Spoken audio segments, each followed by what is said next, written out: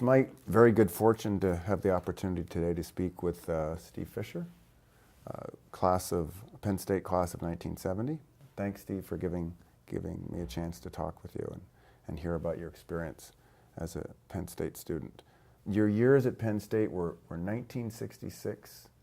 Did you start in 66 or 67? I did. 1966, and you graduated in May or April of 1970. Right. I graduated one semester early, which would have been like March or something.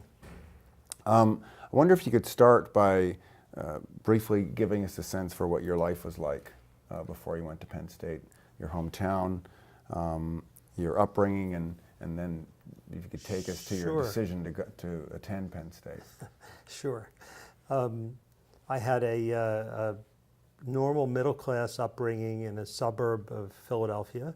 I went to a good high school, a good academic high school, Cheltenham High School, and I had probably a little more of a sophisticated upbringing in the sense that I had traveled abroad even as in high school with my parents.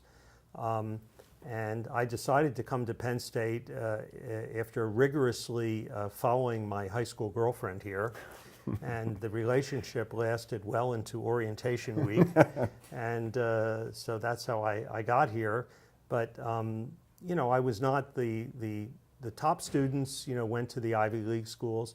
But Penn State, University of Wisconsin, these were the good state school alternatives. And that's where my parents encouraged me to go. They weren't very sophisticated. They had not gone to college themselves, so I didn't get a lot of guidance. And my guidance counselor said, you know, you should go to Penn State. It's a good liberal arts school. You get a good education.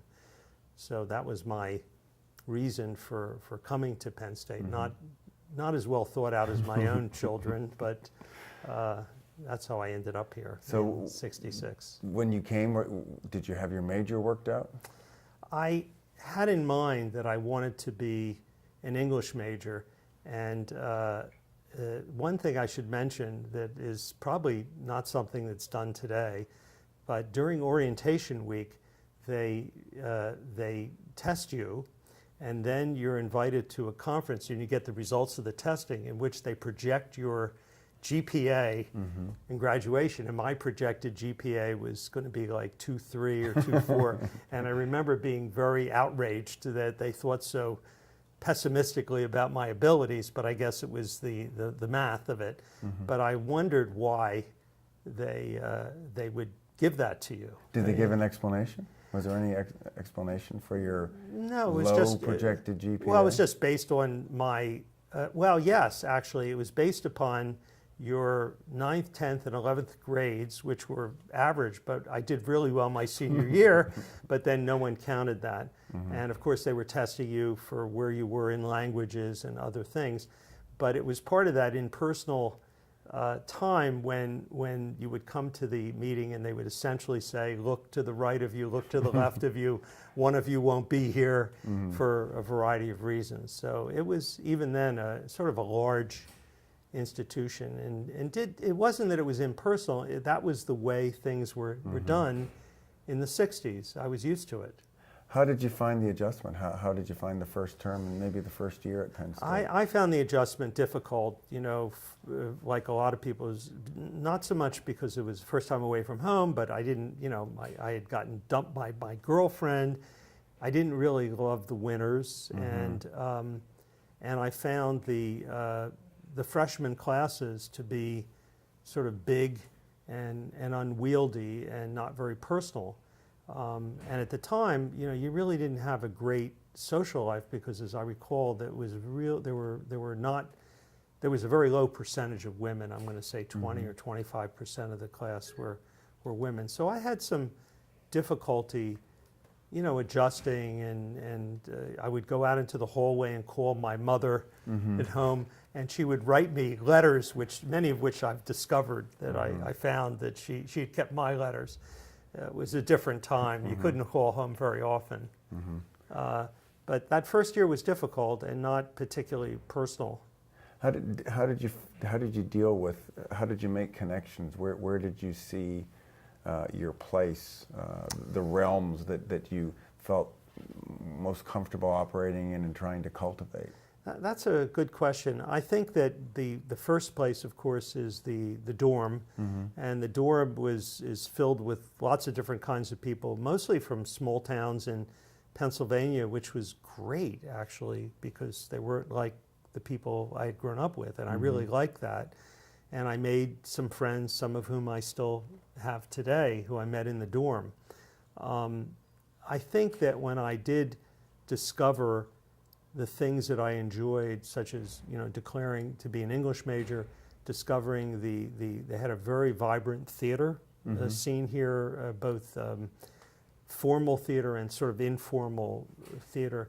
That was sort of when I began to feel that I was at home and I wanted to stay here and find my particular passion.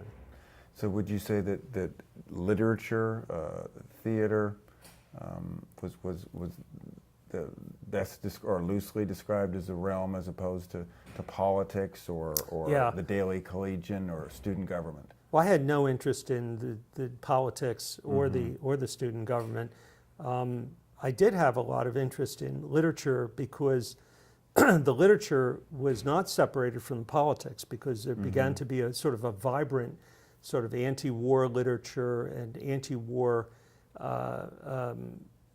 dialogues that were happening, along with the music scene that was folk music, which sort of spoke to me. And this was not like the literature that I had read in high school.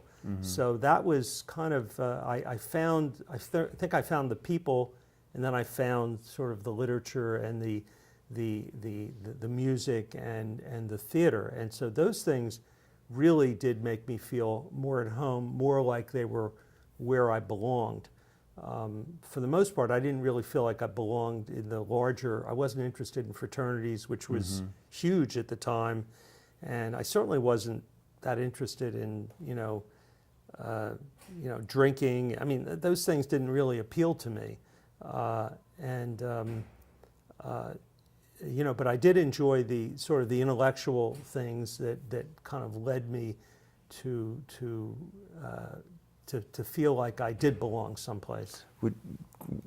Is it even accurate to characterize yourself ideologically at that time, or did you not think in those? Sounds like you maybe didn't think in those terms. I didn't. I didn't think in those terms, except that for sure I was anti-war, and I think that even if you didn't think of yourself ideologically at that time, you had to pick a side.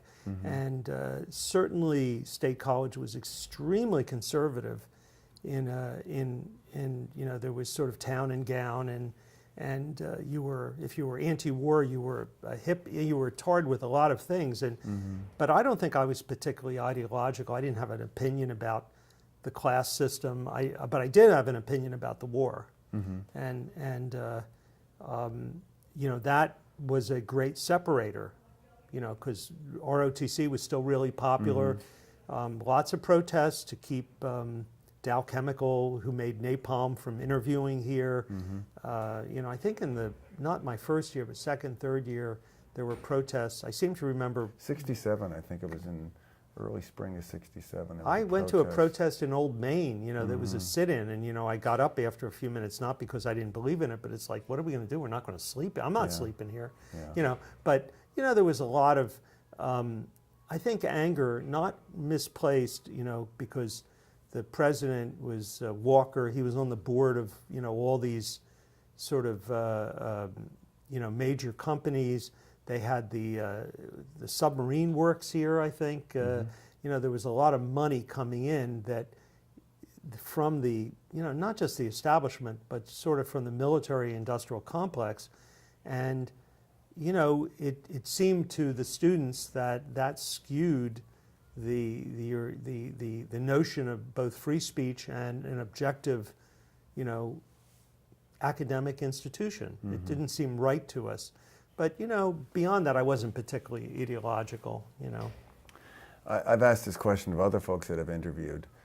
If you, and this is a difficult question, and you can answer it however you wish. If you look at the student body, 67, 68, if you were going to break it up into component parts, I've had all sorts of different answers. I asked one, Kay Salvino, made the distinction between establishment and anti-establishment. And I asked another gentleman who broke it up in a different way. But how would you divide up the component parts of the student body? I would probably divide it up two ways. I would divide it up geographically, and I would say that the student body was overwhelmingly from Pennsylvania, which one would expect, which is a big differentiator, because not all parts of Pennsylvania are Philadelphia or Pittsburgh.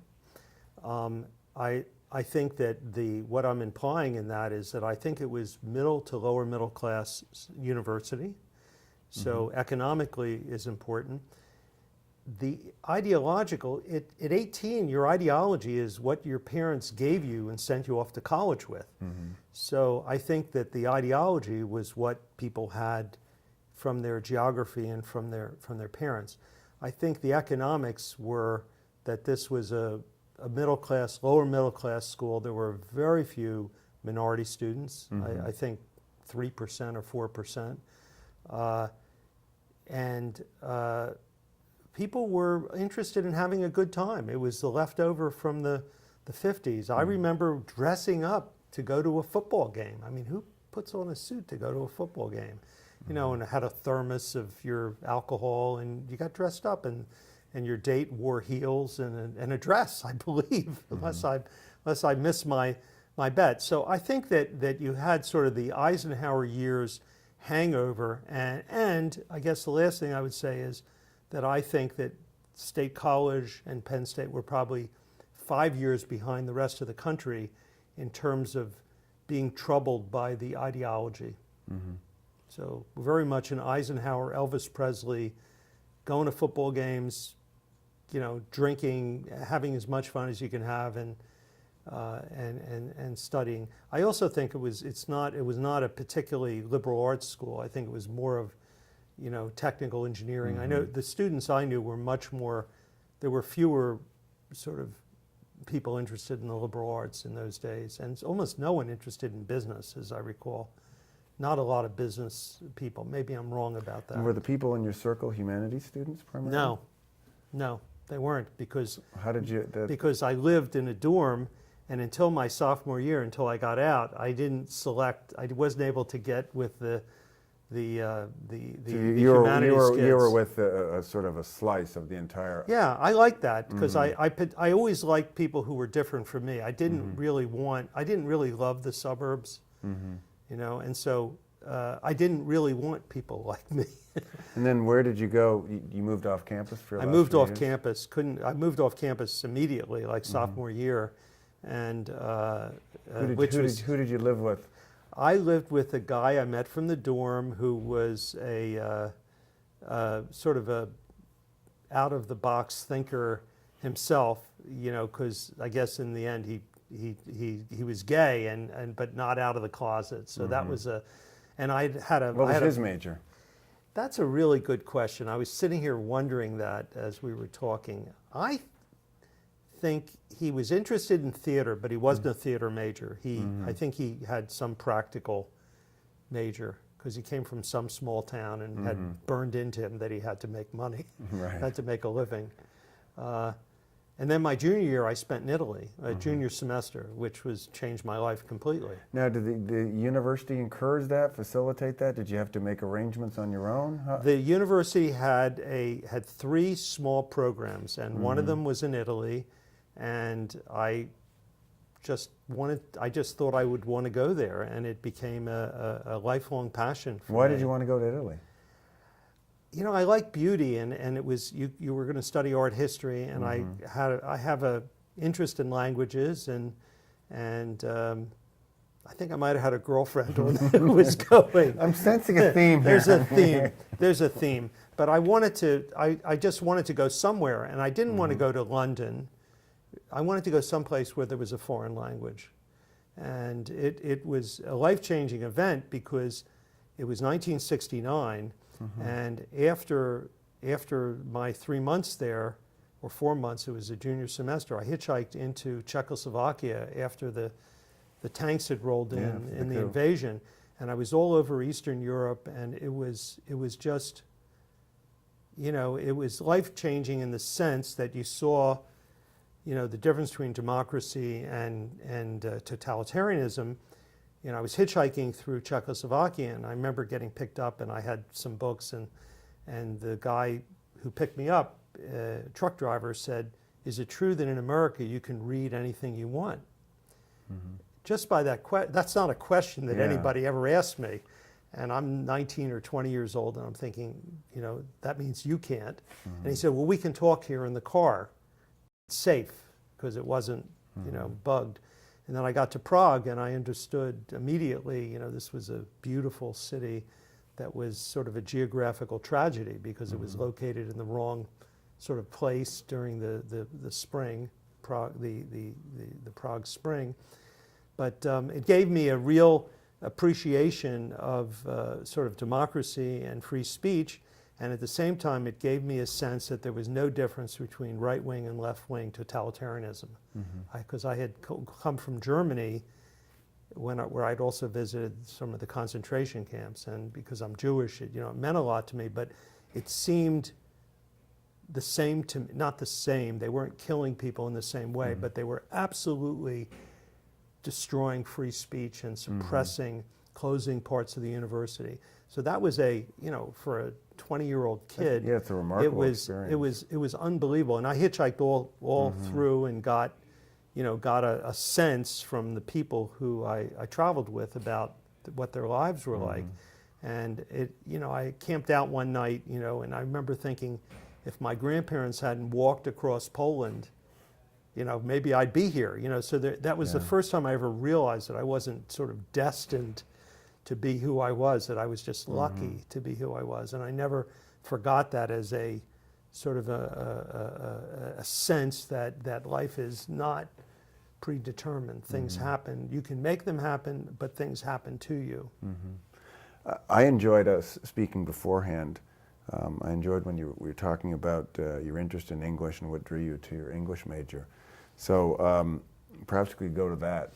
Sure. I enjoyed a lot of your comments, so we can start wherever you want. Sure. Why you became an English major, what you got out of it, how it influenced the way in which you viewed the world, and what you also told me before was how it also influenced the way in which you viewed your education and, in a sense, operating at Penn State. Yeah. So wherever you want, Steve. Yeah, if you look at it more or less chronologically, after I became an English major, because I like to read and I like discussing ideas, I began to get deeper and deeper into those sort of, as I got deeper into my major, I felt that the things that we were talking about were really important. Even when we were talking about sort of 17th century poetry, it was about these ideas that were eternal, or emotions that were eternal. And as we got deeper into the ideas, because I was fortunate enough to get into this honors English program, I got deeper into the faculty, and so one faculty member in particular, John Moore, who's the Shakespeare professor, he just lit sort of a fire in me because he had so much passion and love for it, that it was alive for me. And I have vivid memories of writing, and he taught me to write, because you had to read 10 plays in 10 weeks and write a paper a week. So you had to very quickly be able to spot the issue, talk about what was happening that mattered, and then also, and put it in some logical way that was readable. And so that was really helpful to me to spot the things that mattered, and not to get too dewy-eyed about it, but there were when we talked about justice and we talked about betrayal, and these became real to me when I went out and started my business career, and I could see it firsthand, the way that these eternal sort of emotions and compulsions of people. And so it was helpful to me to be in it, and when I was in it, it felt like it really mattered, and I felt very fortunate that I could go and talk to the faculty, and that at the time there was a lot of fertile, there was a lot of theater here, there were a lot of visiting writers, and the things that a university really provides, and I felt that I took advantage of a lot of those things. But as a result of being an English major, I think the main thing I would say is that not only that I enjoyed the reading, but that the ideas were really shaped me, you know, because they weren't necessarily things that I had been thinking about, but given the 60s and the things that were going on in the world, it really made you think about the things that matter and then what your role could be. I mean, we were all agonizing about what should we do with our lives that will matter. And, you know, I feel, to go back, take a step back, I feel that I got the great benefit of a liberal arts education, because while I was taking the literature, I was taking Zen Buddhism, I was taking all these things that I was curious about that were offered by a liberal arts education that had tremendous value to me, because I wouldn't say I was like a blank sheet, but these were not things that I had been exposed to in my life. And so the thing that I loved about Penn State was that I could do whatever I wanted to do. And because my major was flexible, I could take these courses, or you know, and so on and so forth. I can talk a little bit about my entrepreneurial spirit if you want, because while I was doing this, I would try to shape my education. So, for example, I took a bi-sci course, which was biology for non-biology students, and I had a wonderful professor. And at the end of the course, I said, listen, I'm not going into biology. I'm going to be a lawyer. Can I write, instead of writing a biology paper for the senior paper, can I write a short story that deals with the issues that we've been talking about, the ecological issues? Can I write a fictional story, because I was a creative writing major? And he said, that's a great idea. I'm going to let everybody do that. And so I was, you know, I think maybe it was the 60s, but it was also, I was trying to get my education. And you know, so there was some flexibility. I don't know if there would be that flexibility today, but he let me do that. And as I was saying earlier, you used to have to go to Rec Hall to get your courses. And so I didn't want to take any of the lower level courses after a while, and I figured out that no one checked. So I took, they said, have you had the prerequisite? And I said, of course, and I'd take the card. And I would take the course, and I did well. But when I got to near graduation, I didn't have any of the stuff you needed to graduate, but I still got out. But I very much wanted to shape my education. And I think, again, as an entrepreneur, it taught me that if you want something, you shouldn't take no for an answer. And, you know, short of being dishonest, you should feel free to manipulate the system. So. But it sounds like, at least the experience you had with the biology professor and some other professors you mentioned, in terms of individual faculty members, perhaps not the system or the larger institution, you were able to negotiate and work a path for yourself, that's a proactive, yeah, sort of individualized educational path. Is that correct? That's absolutely correct. And as I was saying to you, I used to try to get into classes that were closed, and without fail, every single professor that I approached personally and would talk to about why I wanted to take their class said, you know, a student who wants to take my class, of course. And so individually, I think that the faculty were very receptive. And I think, in all truthfulness, not a lot of students were as proactive as I was. Most people were, you know, law-abiding. Not that I wasn't law-abiding, but I was really interested in my education. And that was not because I was so wonderful, but I was frustrated early on that I didn't feel that I was getting my education. Were there instances where the university frustrated you? Well, I think that the initial courses that I was sort of, my advisor advised me to take, which were taught by graduate students, were very uneven. You know, some of the graduate students were good, and some of them were terrible. And I didn't want to take the ones who were terrible. I thought I should have the right to select my own courses. So I did. I took what I wanted to take. I didn't really take everything that they wanted. But there was always a way, and there was always, it is a theme, there were many sympathetic faculty members. And in fact, after I basically fired my advisor by never going back to see him again, when I got to my sophomore year, I felt I needed an advisor, and I found somebody, and he said, I picked the guy who, I can't remember his name, but he was really nice to me, and he said, I got kicked out of college, and I was a nonconformist, and I kind of like you, and I'm going to help you, I'll help you along, and he was helpful to me in kind of smoothing my path to take certain courses that I was not otherwise qualified for. But mostly he talked to me about his personal experiences, and that was very generous. I have to say that I had a lot of faculty be generous with me, not only with advice, but with what I regard as, don't do this. I did this, don't you do that. And that's a very personal and in a way generous thing to do.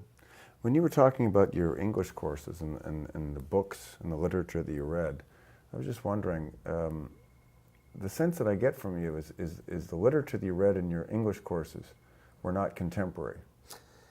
Yeah, that's sort of what I'm driving at, is academic and beyond academic. What was the mix of contemporary at the time, more or less at the time, reading that you did versus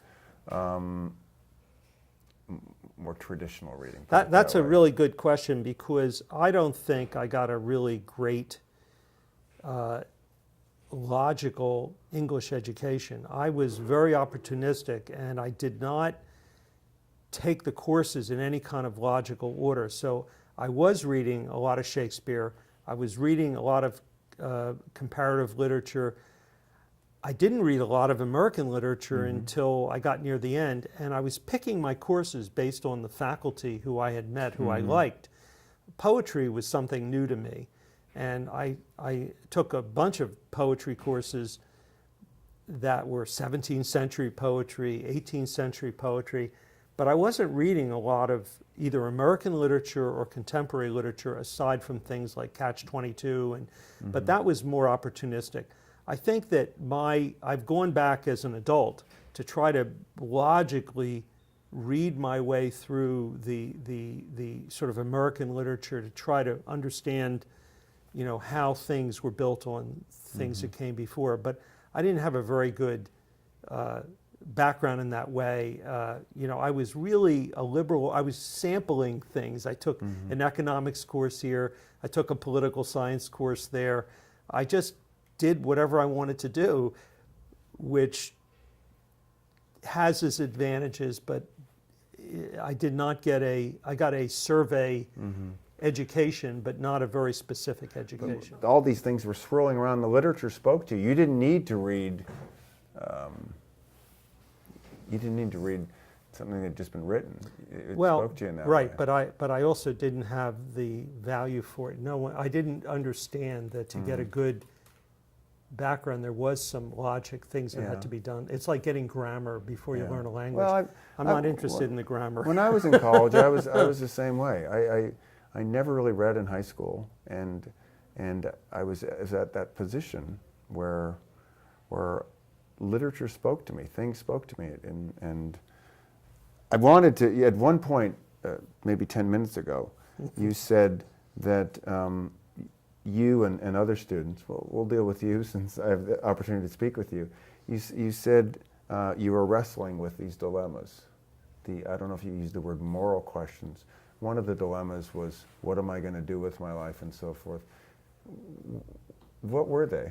Do you remember? Can you go back and remember what they were? Yes. So to give you a little context, my father was one of these greatest generation guys who spent 5 years in the Army, was wounded, and came out as a sort of a disabled veteran, started a company, was successful. And when I used to say to him, do you like what you do? And he said, I never thought about it. It's the only way I could make a living. These were not questions that he could ask himself because he was poor. It was a different world. And so, and he would joke, he'd say, my son is trying to find himself. Fortunately, he has a wealthy father, you know. And it's only half a joke. You know, it implied correctly that it was a luxury to try to find yourself. So what did that mean? We were saying, well, you know, what should I do? What can I do to add value to the world, you know, in a world that was crazy, you know, where Martin Luther King was being shot and Kennedy was shot, and the war dominated a lot of our thoughts, and you were seeing your friends come home either dead or worse, you know, in handicapped, and so that part was real. And so literature became increasingly interesting to me, but not attractive, because I said, well, you know, what am I going to do? You know, I mean, doesn't seem right to me. And so we were wrestling, you know, how do we, some people were lucky, they had a passion, they wanted to be a doctor. Doctors at the time, you know, were the most respected member of the community. You did good things. Lawyers were respected. I was interested in law for a completely different reason. I was interested because I felt it would give me power over my life, that I could make a living, but I could also have some power to affect my own life and the outcome in my life. It was only later that when I was in law school and I did legal aid, that I felt I understood how you could help other people. But everyone was concerned, you know, what are we going to do that means something? How are we going to make a living? You know, what's going to happen with the war? The war was dominant. It is impossible to overemphasize. We were all coming to the end of our college career, and the draft was imminent. They were doing away with all the deferments, and I remember it must have been 1969, the first lottery. I remember sitting in a bar thinking, they're going to pull my number out of a hat, and I'm going to decide whether I'm going to Canada or I'm going to Vietnam or I'm going, you know. And I had a high number, 282, a undraftable number. And I said, I'm going to graduate school, you know, I'm going to go to law school. I mean, and other people said, I'm going to get drafted. I mean, it was just a moment where you realize that this is a moment where your life is going to get determined and something is going to happen. So there was all that pressure. And I think that the war shaped a lot of us in that way, you know, and particularly those of us who had fathers who were veterans. That must have been a very difficult time as you're in '69 when you're pondering where you're going to be in the next year. Oh, my father's saying, well, you know, you got to trust the president. I said, are you out of your mind? He's a crook. He's a jerk. You know, you're crazy. And he says, no, you got to trust. You know, and then like a year later, he says, you're right. You know, I must have been, you know, because he was a different generation, and you trusted the president. I'm like, I'm not going to trust the president. So when you entered law school, did you think you were going to practice law? Or you didn't? I didn't know. I didn't go that far. I really didn't. Oh, I thought if I became a lawyer that I would practice law, and you know, I also was aware, somewhat aware, not completely aware, of that I was at a top law school. I went to the University of Chicago, and so you understood that you know pretty quickly that you were going to have lots of options, because it's such a small school. There's only 150 people in a class, you know, and I got a good job, you know, during the summer. I mean, there was a lot of options. But again, you know, I had my eyes open to things like legal aid, you know, so you're doing legal aid on the south side of Chicago, and you're meeting truly, truly the poorest of the poor people, and you begin to understand what that life is like in ways that you can't understand as a middle-class suburbanite. I had to go back to a client who was offered a plea deal of 90 days, and she turned to me and she said, is that more than a month? Now, you know, this is a completely different context than, you know, I'm hoping to have a different conversation. And so I realized, you know, there's another world out there that maybe I should be working there. Maybe that's something I can do something about. Becoming a lawyer give you the the power, the control that you originally were aiming for? That's a really good question.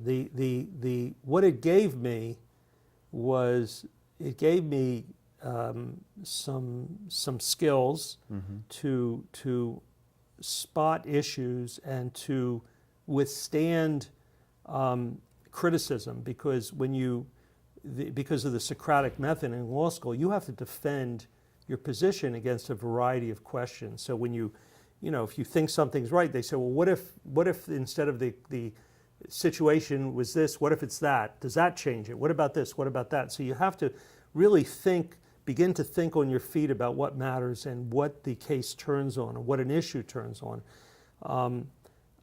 It gave me a credential so that I knew that I could always earn a living, which was important to me, but I wasn't interested in the money, just because. And so, but pretty quickly I realized when I worked at a big law firm in the summer that I didn't want that, that it wasn't me. I wanted to be a client. Lawyers are like, I don't want to say they're like sheep, but they all dress alike, and they run in herds, and they have a whole, there's a whole culture built around it, and I didn't feel like I fit into that culture. I was much more concerned about other things, and plus I'm a risk taker, and they didn't lawyers don't take risks. Their clients take risks. Lawyers don't take risks. And you don't seem to have problems swimming upstream. No, and there was That's what you're like in college. I was. You took your risks, and you were own advocate, and were very proactive, and you didn't necessarily follow the rules about taking courses and prerequisites. No, and it served me just sort of to finish the story. So I didn't do a startup. I actually went into business with my father. Had a small electronics business selling tubes and television sets and replacement sets. And I went into that business not because I had any interest in business, but I really was close with my father, and I thought I wanted to do it. And I caught the electronics wave, and because I was there and because of who I am, I immediately realized things like, there's not going to be any more tube television sets. I'm going out of that business, and I'm going to go into this, I'm going to try that. And my father, who was really clever and who I made crazy, I would have to say he was really, I can't believe he let me do what I did. He let me do whatever I wanted, and I was able to transform the business into eventually a global business. But the skill of the ability to think for myself, which was reinforced by my legal education, which was very, very intellectual and very economic. The University of Chicago is an economic underpinning. So a lot of the principles are based on economic principles. A lot of people's preferences are based on emotion, but most decisions in the world are made on economics. And you can have an opinion about economics just as you can have an opinion about gravity, but it's a force of nature. So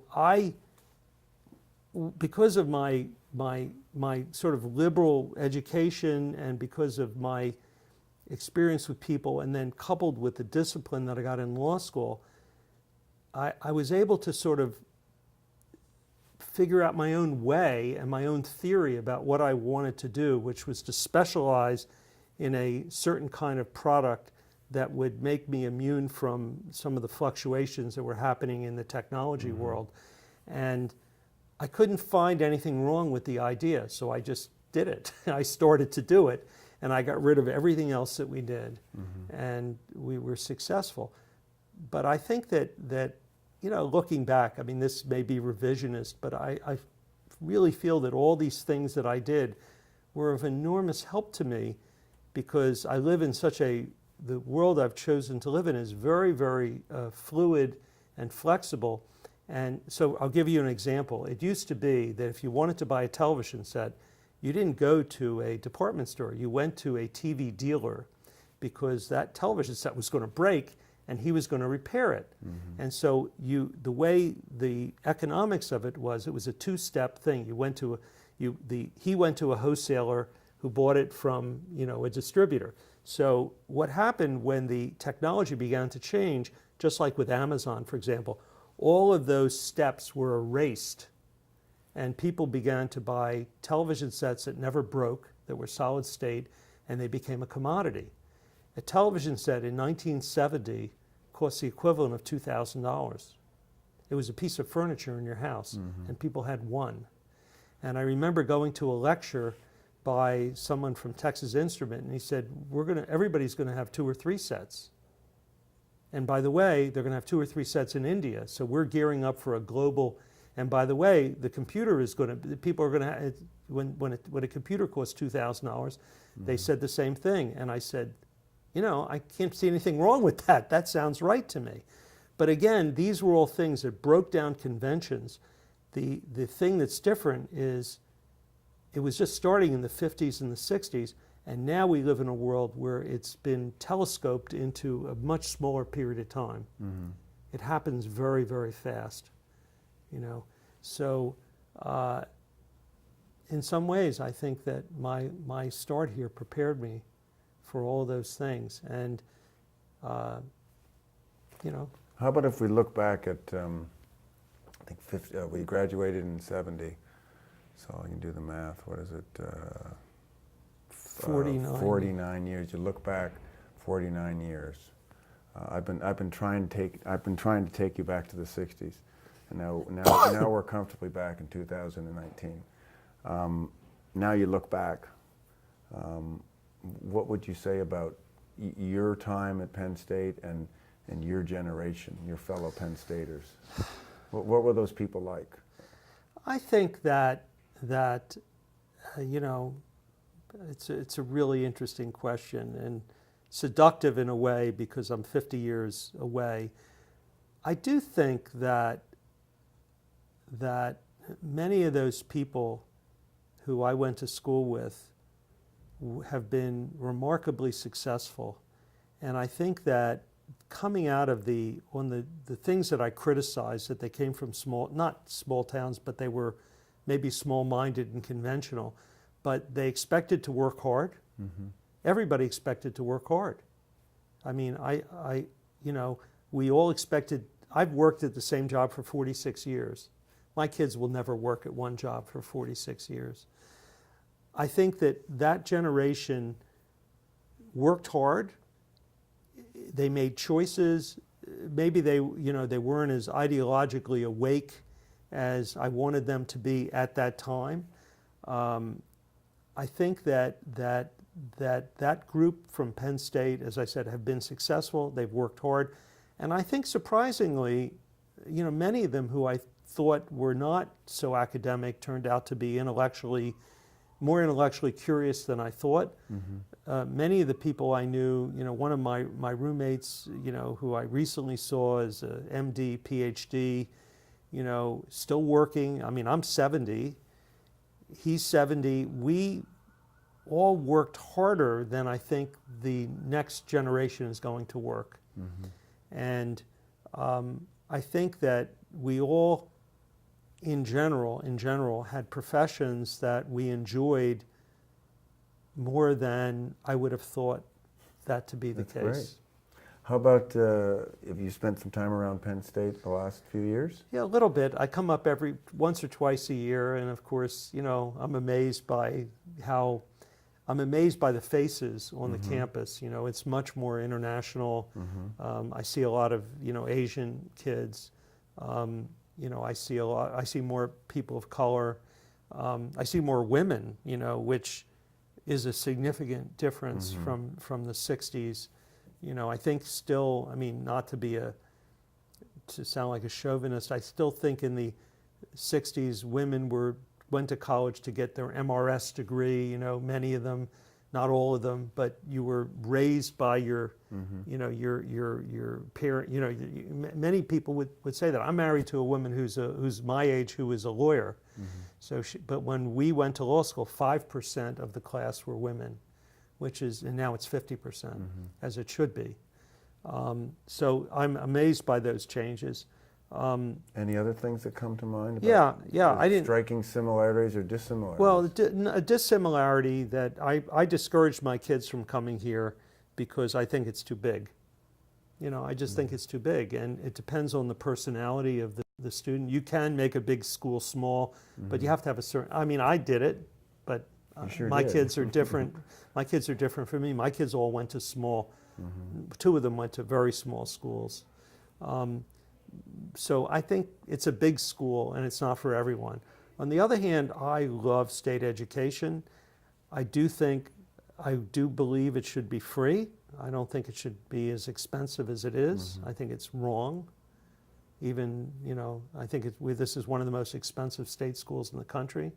I think that's unconscionable, you know. And, you know, I like what I see in the departments, you know, my connection to the English department. I mean, I like the students, though I see the students more worried than we were about how to pay back their student loans, how to get a job. You know, I think I advise people not to go into student debt. You know, I've had very difficult conversations with people I've tried to mentor and say, don't go to a $50,000 a year school. You just can't afford it. You'll never be able to pay it back. It'll ruin your life. So that part really bothers me.